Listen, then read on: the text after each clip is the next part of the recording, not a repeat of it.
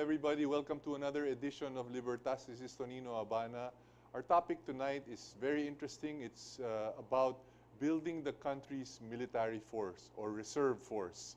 And here to help us discuss the issues are two very fine officers, retired and active officers of the AFP. To my left is a man that I admire most because of his spirit of volunteerism and his dedication to the country. I've worked with him in other projects in the past. He's a retired Commodore from the Armed Forces of the Philippines Navy. He's Chairman Emeritus of the ROTC Alumni Association. He was the president of the Bataan Technopark Inc., former director of the Philippine Red Cross and many other civic organizations. I'd like all of us to welcome Commodore Amado Sanglay. Good evening, and it's good to have you on the show finally. Thank you, Tonino. Yeah, so indeed, we're just so happy to be here and for us to be able to share our thoughts and experience about the topic that we're going through. To his left is Brigadier General Quirino Calosno. General Calosno was the AFP Reserve Command commander in the past. He retired from active service as the commander. He's also a PhD, a doctor in education, and is still an active reservist. So good evening, General Calosno. Yes, good evening too, and maraming salamat sa pagbibigay sa amin ng pagkakataon upang kayo ay makasama ngayon at marinig kami ng lahat ng ating mga nanonood at makapagbigay liwanag tungkol sa ating ROTC program and the Reserve Force Development. Thank you so mga kasama, naka-flash ngayon yung telephone number natin. Maaari kayo mag-text. Ang request ko lang is please text at least your name and kung saan kayo nanggagaling, kung saan kayo nagte-text. Kasi importante malaman natin kung saan nanggagaling yung concern. Topic natin ulit for tonight is building the country's reserve force through the ROTC. Gentlemen, maybe we can start with Commodore Sanglay. What's the history of the ROTC here in the Philippines and why is it important for us? But before that, I think what's important here is that the revival of the ROTC program. And from there, we can take a glimpse of the history of the ROTC training program.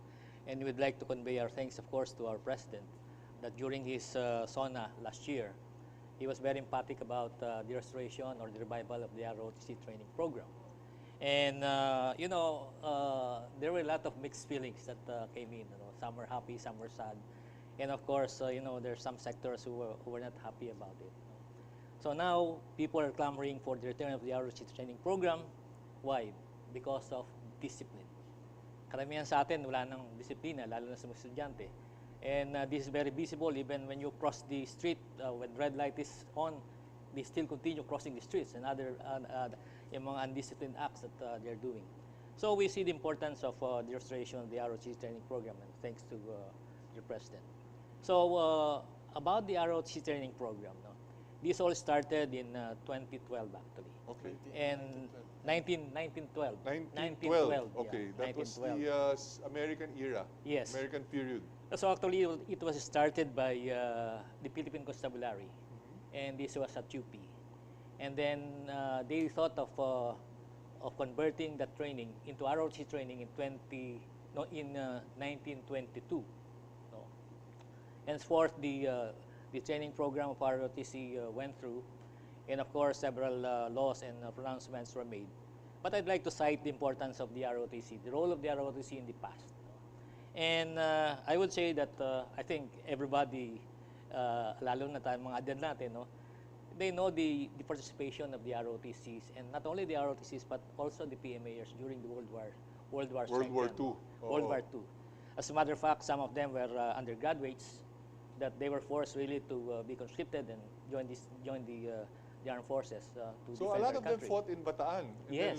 And actually, the most famous one are the Hunters ROTC. Hunters ROTC. Opo. No? Which school? Saan ba nanggaling yung Hunters ROTC? Anong eskwelahan sila? UP, I think. UP sila. Halo-halo. Meron na rin Halo-halo. Yeah. And then ano pang mga ROTC groups ang lumaban ng World War II sa Bataan?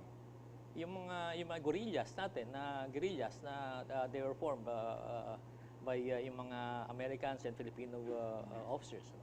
So ito yung mga nagkaroon sila ng basic training sa school, hindi pa natapos sila sa pag-graduate sa college. Nung nagkaroon ng gera, Yeah. they were called upon to fight. Yes, they volunteered. They volunteered to fight. Oo. Yeah, as part of the patriotic Okay. act, no, of in the defense of our country. And not only that, I think even during the Korean-Vietnam War, we saw the participation of the ROTCs, involvement of the ROTCs, together with the other group, of course, the PMAers. So, Commodore, what does ROTC mean? Kasi karamihan ng mga kabataan natin, hindi na alam yung word na ROTC. ROTC is Reserve Officers Training Course. Okay. No? So, actually, kung high school ka, meron pa rin yung CMT noon, yung PMT. So, after finishing PMT, you go to the two-year program of the ROTC training program. But unfortunately, this came to stop. No? Why? Because of that experience in the past, where unfortunately one cadet from UST was a victim of something that caused his demise. No? And this led to the closure of a big number of universities and colleges. But UST, where he was a student, never closed down. No. It continued to be so. But other universities, lalo na sa Army, about so many of them closed down. So, sir, was there a law? Was there a decree that shut down the ROTC? Was there a replacement to the ROTC nung panahon na yan? Yes. Ano mga anong year yan? 1990s? That was 1980s? 2001. 2001, but it was implemented in 2002, the NSTP law.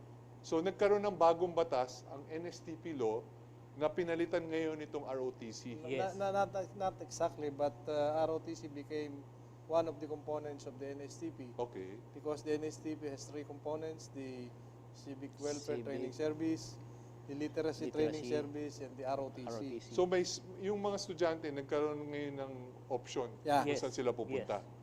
So hindi Yeah. na mandatory yung ROTC. Hindi na. Hindi na. And what was the net effect of this to our reserve force? Talagang Naapektuhan tayo. yeah, it was a big impact on the armed forces. Firstly, is because it created a vacuum in our reserve force buildup. You can just remember before we have about 800,000 standby reserve at that time. And then when NSTP was introduced, hence the closure of the ROTC, ang naging product na lang nila is I think about 150,000. Yeah, maybe General Calosno, you were the head of the AFP Reserve Command. Yes. Dun sa Reserve Command na yun, you rely a lot on ROTC graduates of basic training, or minsan hindi na yung ROTC yung nire-recruit ninyo dun sa Reserve Command? Yes, so because actually, ang AFP Reserve Command takes its the reserve component from the technical services, doctors, nurses, and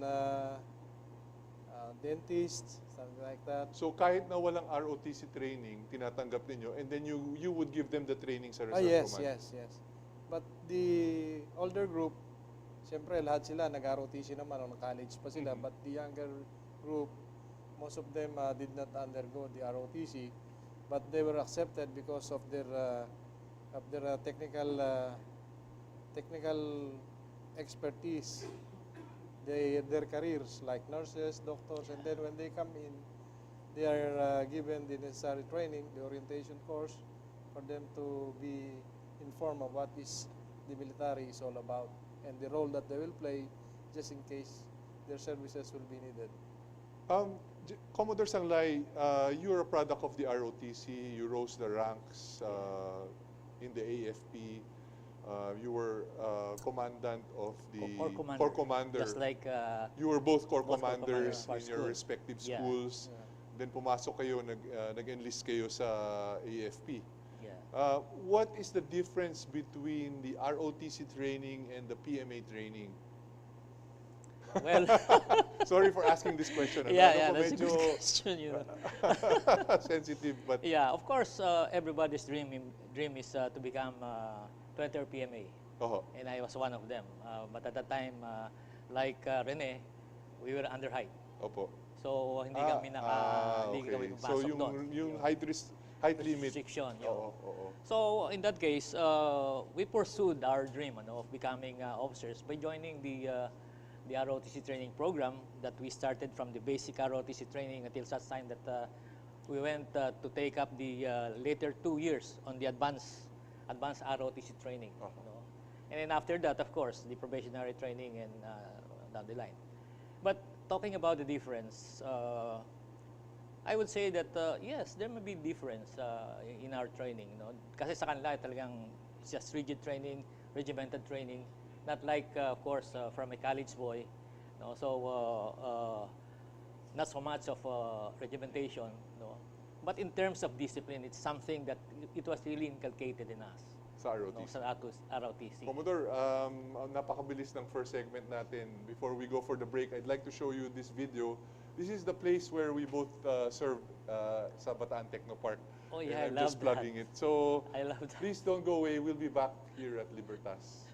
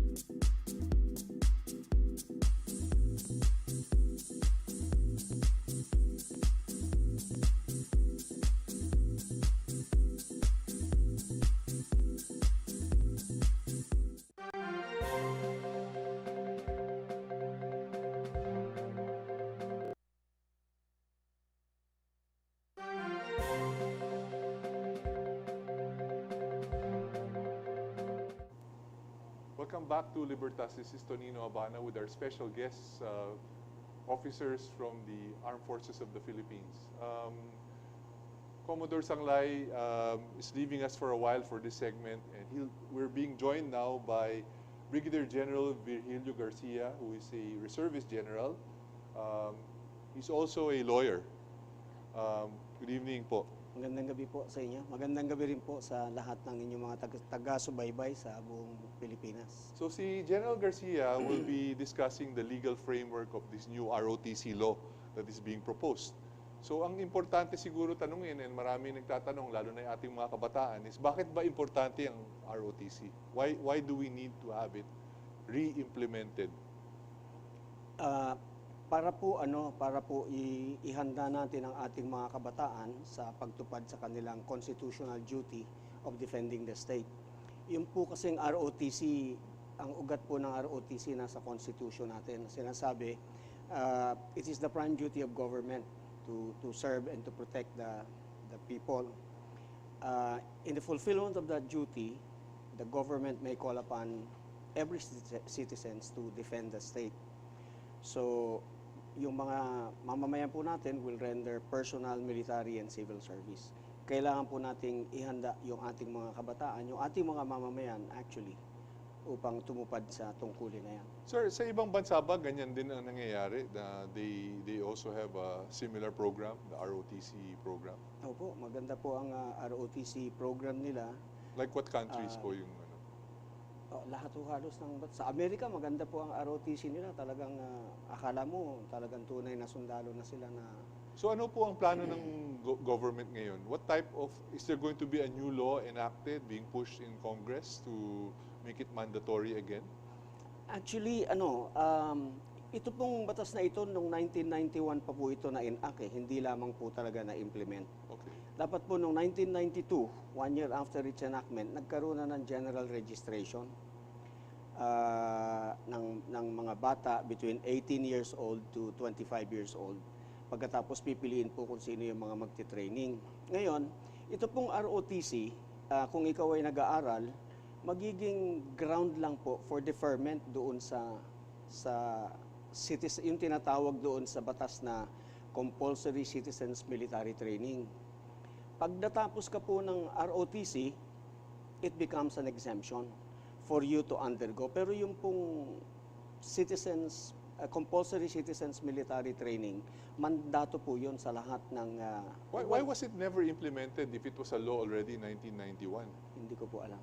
So parang dinifer lang ng walang implementing rules and regulations? Meron pong implementing rules and regulations. Ito po yung isa sa aming ipinaglalaban ngayon na dapat ma-implement yung batas because it's been there since 1991 and hindi nga po tayo nakapag-build ng ating reserve because of this. Pagkatapos, yung pong napag-usapan nyo kanina na na-overtake ng NSTP yung ROTC, naging optional pa when it should be mandatory. Kasi hindi lang talaga na-implement yung batas. Dapat po kasi kung naintindihan at na-implement yung batas ng araw, hindi po mangyayari yung matitigil yung ROTC program.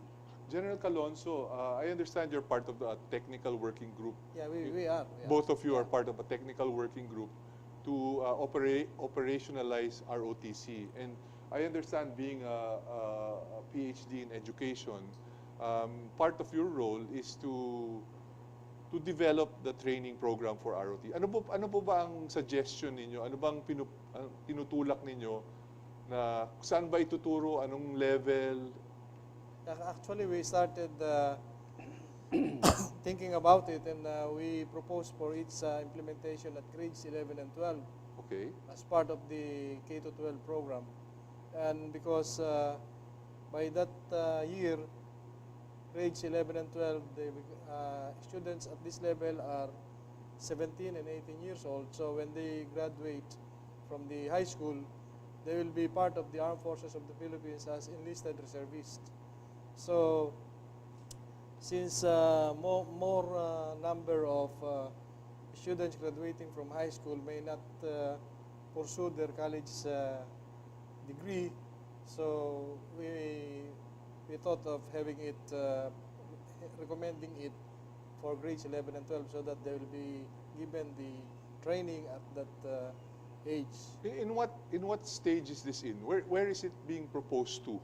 Anong branch of government ang tumitingin ngayon ito para ma-adapt nila itong mga suggestions ninyo? That has been already approved by the President, and it is, we are just waiting for the promulgation of the law for its implementation. But for next year, for this school year, coming school year, the Armed Forces will be starting to have it pilot tested in some 100 schools. Then 50 schools for the Army, 25 for the Navy, and 25 for the Air Force. So that will be the developed program of instruction will be tested, and then they will come with an evaluation of the program. Then they will make some changes later once the pilot testing is implemented. Sir, pumapasok na yung mga text messages natin. Let's pagbigyan natin yung mga nagte-text. One is from Mr. Sangadan from Zamboanga City. Tanong ko lang po, yung ROTC po ba ay importante po ba sa ating bansa? Tapos may isa rin nag-text earlier, ano po ba ang magagawa ng kabataan dito sa ROTC? Yung pong ROTC napakahalaga po sa ating bayan sapagkat katulad po nung sinabi ko kanina, lahat po tayong mga mamamayan, mga Pilipino ay meron tayong obligasyon na ipagtanggol ang ating bayan kung ang ating national security ay natitreten. Kung lahat po ng mamamayan ay mayroong responsibilidad na ganoon, may obligasyon na ipagtanggol ang ating kasarinlan, meron pong responsibilidad ang ating pamahalaan na tayo ay ipaghanda para sa pagtupad sa tungkulin na yan. Yung pong ROTC patungo po dyan para yung ating mga kabataan mabigyan ng karampatang kaalaman sa pag Babae at lalaki ho ito. babae at lalaki po yung pinopropose namin. Kasi yung batas po na implement noong 1991, ang requirement lang po ay all males between the ages 18 to 25 are required to undergo basic military training. Compulsory po yan. Ang naging proposal po namin dito sa amendatory bill, which is really not a new law, a new ROTC, new in the sense that we're going to have a different POI, program of instruction.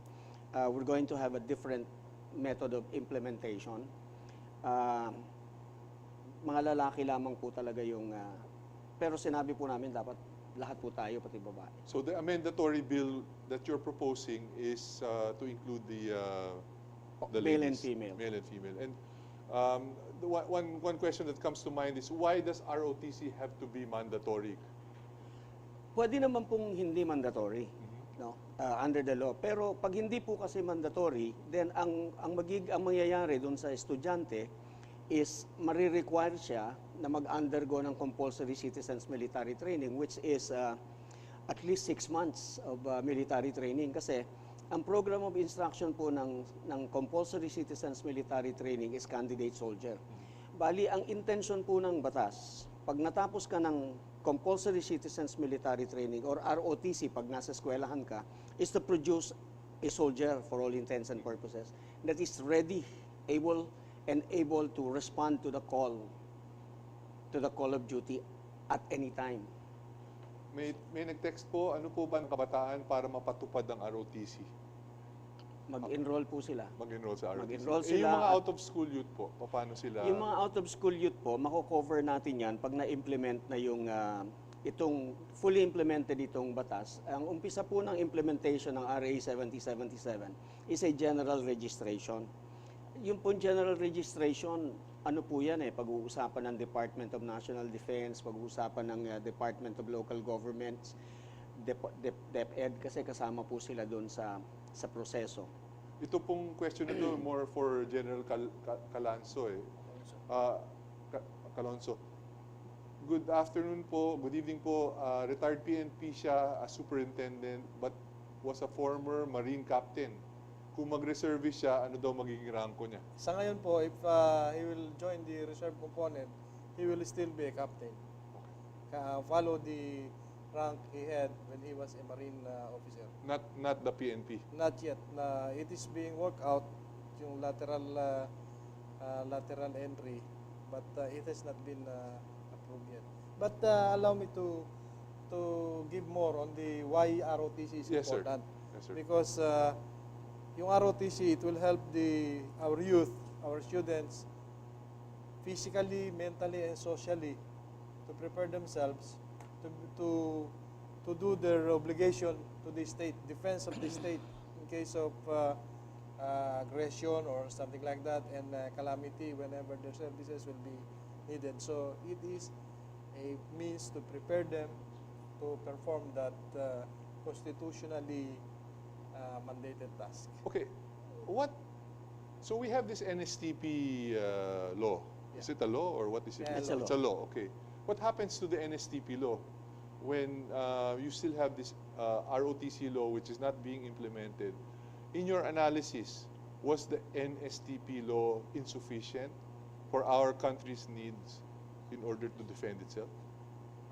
It's different because the ROTC focus on the military training, and while the other components of the NSTP, they have other component, which is the civic welfare and training service, and then the literacy training service.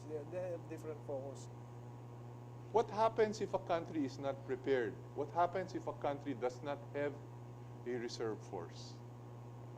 And that is a very good question, and sana maintindihan nila na it is very detrimental to the defense of the state. Kasi nabanggit na rin sa amin yan, bakit kailangan mag-training? Wala naman threat sa ating security. We do prepare for that. And hindi naman po pwede yung nandiyan na yung threat at saka ka magti-train. It takes time to train our people and some of them make them expert on what they are supposed to do when the situation comes. So, Paano po yung mga out-of-school youth? Kasi ang ROTC na pinopropose niyo at saka yung mga nakaraan is yung mga nasa ano lang. Yun yung binabanggit nag-aaral. niya tungkol dito sa compulsory citizen military training. Meron po tayong sistema na nasa batas na dapat sundin upang yan ay ma-implement. But ang isang napakalaking nagiging suliranin tungkol dyan ay ang availability ng pondo natin to implement the training. Napakabilis ng panahon natin. So at this segment, we'll be saying goodbye to General Quirino Calosno. And then we'll have Commodore Sanglay come back with us here. Maybe before we go, you can give your parting messages before you leave. Yes, thank you very much again. Gusto ko lamang sabihin din sa ating mga nanonood ang tungkol dito sa implementation ng muli ng ROTC natin, basic ROTC, na suspend for the past 2 years because of the implementation of K-12. This year, that will be implemented again, just like what was practiced before. No, according to the armed forces, the J9, there was no new policies about this. They will follow what has been practiced before, and the NSTP group are just asking for the commandants of the ROTC units of the schools to coordinate with them so that if there are some problems to be addressed, they will have time to do it. Thank you so much, General Calosno. Don't go away. Libertas will be coming back.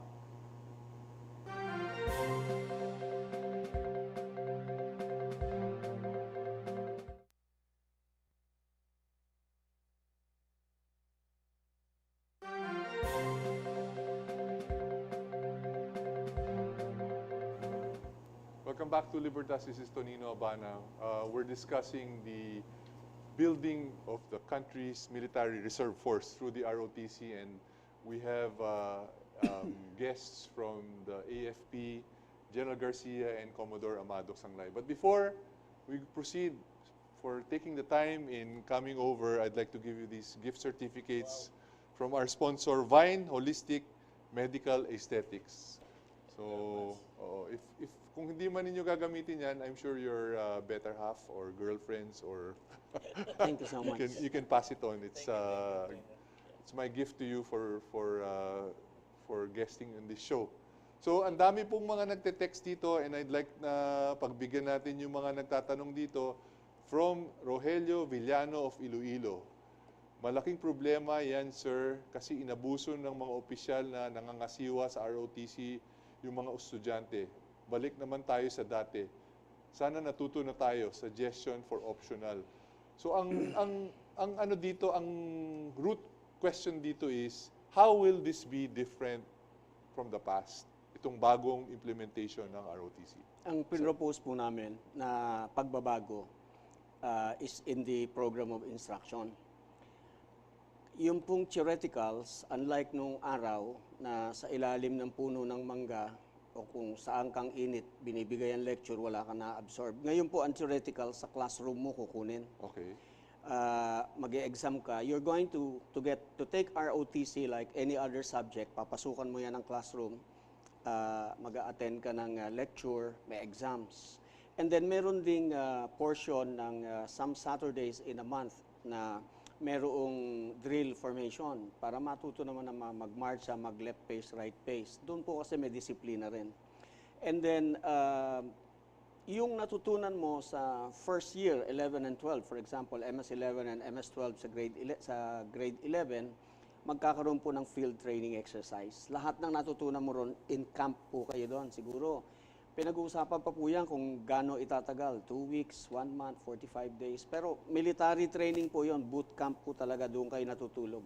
Para talagang So ang kaibahan ipaganda ho kayo. nito is mas maayos ngayon ang curriculum na ipapasa at papatupad ng ROTC. Yan po yung una. Yun ang una. Ang Kasi ang kadagdagan tanong po, dito nung isang taga Cotabato City, si Mindo, ano ba ang, yun nga, ano nga ang mga training na gagawin? So in a nutshell, nabanggit ninyo. Balikan ko lang ito niya. oh, yung isang pagbabago pa rin dyan na magiging pagbabago is lahat ng mag-i-implement ng ROTC bago ka ma-designate na mag-i-implement ka ng ROTC in schools, you will have to undergo a trainer's training. Which was not in the past. Which was Yun not in the nangyari. past. Kahit sino lang. Kahit sino lang. lang. Alala This ko time, nung panahon namin, sarhento lang yung nagtuturo sa amin. This time, dadaan ka ng kurso, it's about something like maybe 3 months, no? Gano, o 2 months. Talagang wala kang pag-aaralan, kundi batas, yung lahat. And then, talagang, I think, yung mga abuses, yung corruption, yung ineptness ng araw, that's going to be a thing of the past. You wanted to add something, Commodore? Yeah, other than that was a good question. No? Kasi ang the creation of the technical working group, and I'm one of the resource person, we were able to flesh out talaga the root cause of all these flaws and ills. No? And of course, going through the SWOT analysis, yun ang ginamit namin, we were able to pinpoint talaga kung ano yung mga dapat need to be corrected, need to be reinforced. No? And I'm happy that the technical working group of their work came up with all these things. You know? And I think we can now be confident and assured that we'll have a good product of ROTC cadets and midshipmen, who will be well disciplined, and of course they'll be able to pursue their obligation, patriotic obligation, and nationalism. I have another texter. This is kind of off topic, but I'll ask it anyway because may nag-texter. Good evening, graduate ang anak ko ng criminology, pero hindi pa siya nakaka-take ng board exam. Pero officer siya ng ROTC, may certificate pa siya. Nang take siya ng exam sa AFSAT, pumasa siya. What's an AFSAT? Entrance exam for the... Entrance exam yan, yun ang tawag ng Qualifying exam for the reserve force? For the for the AFP. For the AFP. So kung pumasa siya, di pwede na siya. For officers Pwede training. siya For officer mag-apply. training, pwede na siyang mag-advance. Oh. So one of the ways that you become an officer with the AFP is actually the advanced ROTC training, di ba? Is it uniform for all the schools? No, in our case in the Navy, we're quite different from the Army, because the Air Force and the Navy are technical service providers, no? So technical service. So ang kagandahan kasi ng training namin dito, which I'm proud to say, that even in the past, no, when the closure was there, none of the ROTC, naval ROTC closed down. No? As a matter of fact, it is something that is appreciated by the shipping companies. The first requirement that they look into is you must be an ROTC graduate. Why? Because yung sa midshipman training namin, they go through the shipboard training. So hands-on training talaga yun. They learn a lot or else hindi ka makakapasa. Other than that is discipline. Wait, you mentioned something quite interesting. None of the ROTC training programs of the Navy closed down. None. Even during the time Yes. when NSTP was required. That's right. And this was because the demand for midshipmen, for seamen, Yeah, for seamen. is very high. Yes. And the main requirement for seamen is you have to be an ROTC graduate. ROTC. Why is that, Commodore? Because of the discipline, the Okay. brand of discipline that, alam mo na, when you are confined in a ship, my gosh, you have to follow all the rules and regulations. Parang no? under Navy ka rin. Talagang- diba? Kapitan, down the line. Bantay sarado talaga yan, Chairman, because Oo. we ensure that during the hands-on training, alam nila kung gagawin nila. Because once they are in the ship, talagang magkamali ka rin. That's a very interesting point. So since the time that ROTC declined, dumaki yung enrollment naman dito sa mga seaman. Yes. And then paglaki ng enrollment ng seaman, dumaki ang demand for ROTC training for Navy. Yes, yeah. Oh, totoo yun. As a matter of fact, yung mga, sabi nga kanina, yung mga shipping companies, even foreign shipping companies, no? Talaga ang requirement nila, ROTC graduate, midshipman training. Okay, mabalik tayo sa Army, di ba? Pag nakita ba ng isang kumpanya na ROTC officer ka, nire-recruit ka, may advantage ka ba sa iba? Sa tingin ko po meron. Meron. Dahil pagka-graduate ka ng ROTC, yung discipline na ini-inculcate sa mga nag-ROTC, na-acquire mo po yun. You become disciplined, you become punctual, you become neat.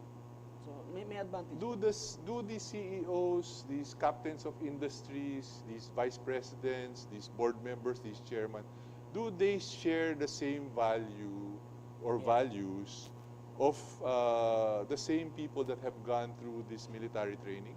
Yeah. You think that is a plus, Commodore? Yeah, I know I've talked with a lot of mga captains of industries. And what always comes into their mind is the brand of discipline, the training.